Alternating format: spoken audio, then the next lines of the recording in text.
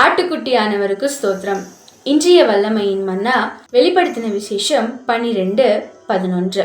மரணம் நேரிடுகிறதா இருந்தாலும் அதற்கு தப்பும்படி தங்கள் ஜீவனையும் பாராமல் ஆட்டுக்குட்டியின் இரத்தத்தினாலும் தங்கள் சாட்சியின் வசனத்தினாலும் அவனை ஜெயித்தார்கள்.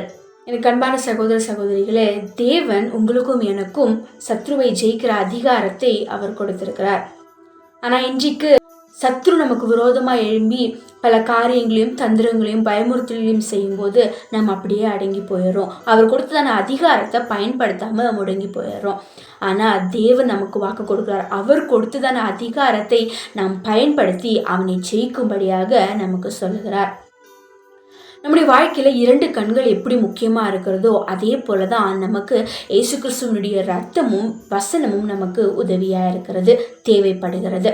ஏனென்றால் அவருடைய வசனத்தை கொண்டும் அவருடைய ரத்தத்தை கொண்டும் தான் நம்ம ஜெயிக்கிறவர்களாய் காணப்படுவோம்.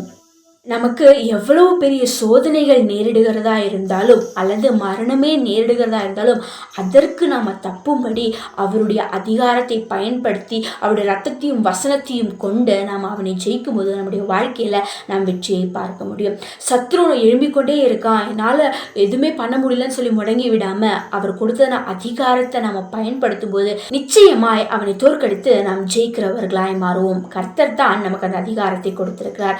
இவ்வளவு நாட்கள் அந்த அதிகாரத்தை பயன்படுத்தாம வீணா வச்சிருந்தோம்னா இன்றைக்கே அந்த அதிகாரத்தை பயன்படுத்தி சத்துருவை ஜெபிப்போம். எங்களோடு வாசம் செய்கிற தகப்பனே, நீங்க கொடுத்த அதிகாரத்தை நாங்க பயன்படுத்தி சத்ருவை ஜெயிக்கிறவர்களாய் மாற எங்களுக்கு உதவி செய்யுங்கப்பா.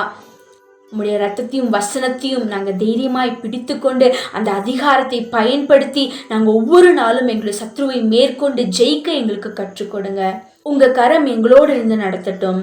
இயேசுவின் நாமத்தில் பிதாவே, ஆமேன்.